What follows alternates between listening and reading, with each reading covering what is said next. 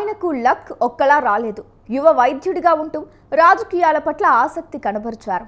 YCP అధినేత YS Jagan పలాసాకి పాదయాత్రగా వచ్చినప్పుడు ఆయనతో పాటుగా అడుగులు వేశారు.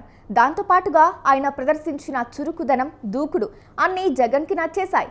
ఆ వెంటనే పలాస వైసీపీ ఇన్ఛార్జ్గా నియమించి 2019లో ఏకంగా టికెట్నే అనౌన్స్ చేశారు.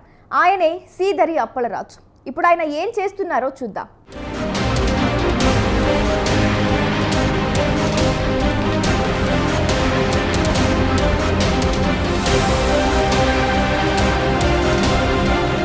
వైసీపీ పార్టీలో ఒకప్పుడు కీలక నేతగా ఉన్న పలాస నేత సీదిరి అప్పలరాజు ఇప్పుడు చాలా కామైపోయారు.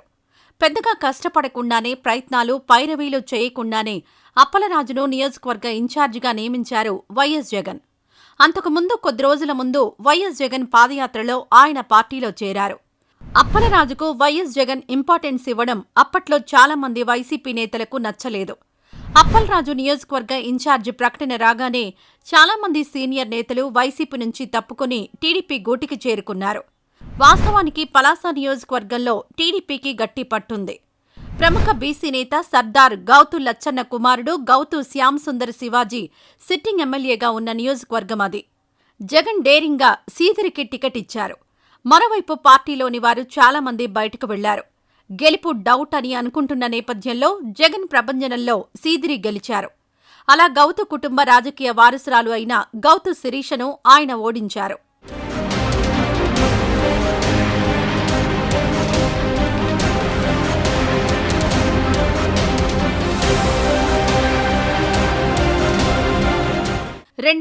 నాటికి సీదరి అప్పలరాజు జగన్ మంత్రివర్గంలో మంత్రి కూడా అయిపోయారు.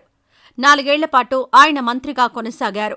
దాంతోనే పలాసలో వైసీపీలో వర్గ పోరు స్టార్ట్ అయింది అని చెబుతారు. తన గెలుపునకు సహకరించని వారిని ఆయన పక్కన పెడుతూ తనకంటూ కొత్త టీంను ఏర్పాటు చేసుకున్నారు అన్నది ఒక విమర్శగా ఆయన మీద ఉంది.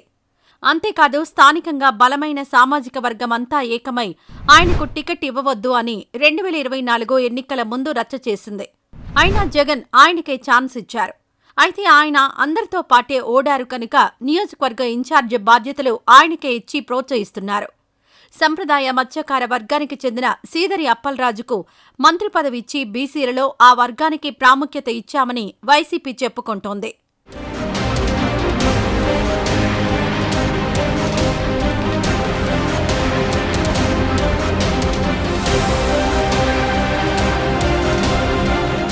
అయితే కాళింగ సామాజిక వర్గం కూడా పలాసలో ఉంది. వారంతా తమకు ఎప్పుడు పలాసలో రాజకీయ ప్రాధాన్యత అని అడుగుతున్నారు. దాంతో పలాసలో సామాజికంగా వర్గ పోరు అయితే రాజుకుంటోంది అని అంటున్నారు. నియోజకవర్గంలోని 3 మండలాల్లోని నాయకులు కొందరు ఇటీవల సమావేశమై తమలో ఒకరికి నియోజకవర్గం ఇన్ఛార్జి బాధ్యతలివ్వాలని కోరుతున్నారు. సీదరిని ఆ పదవి నుంచి తప్పించాలని వారు డిమాండ్ చేస్తున్నారు. ఇంకోవైపు చూస్తే సీదరికి ఈ వర్గపోరు వల్ల ఒంటరి అయ్యారన్న విశ్లేషణలు వినిపిస్తున్నాయి. సీనియర్లంతా ఆయనను వ్యతిరేకిస్తున్నారని ప్రచారం సాగుతోంది. అయితే జగన్కి సీదరి అత్యంత సన్నిహిత నేతగా ఉన్నారు. దాంతోపాటు ఆయన ఫైర్ బ్రాండ్గా పేరు తెచ్చుకున్నారు. మంత్రిగా పనిచేశారు. బీసీలలో సైతం అత్యంత వెనుకబడిన సామాజిక వర్గానికి చెందిన యువనేత.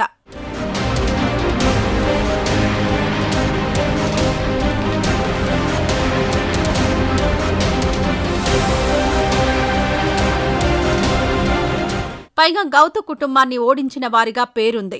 అందువల్ల ఆయన వైపే పార్టీ మొగ్గు చూపుతుందా, లేక ఆయనను వ్యతిరేకిస్తున్న వర్గం మాట చెల్లుతుందా అన్నదే చర్చగా ఉంది. అయితే సీదరిని తప్పించాలంటే ఆ స్థాయి నేత ఉండాలి కదా అని అంటున్నారట.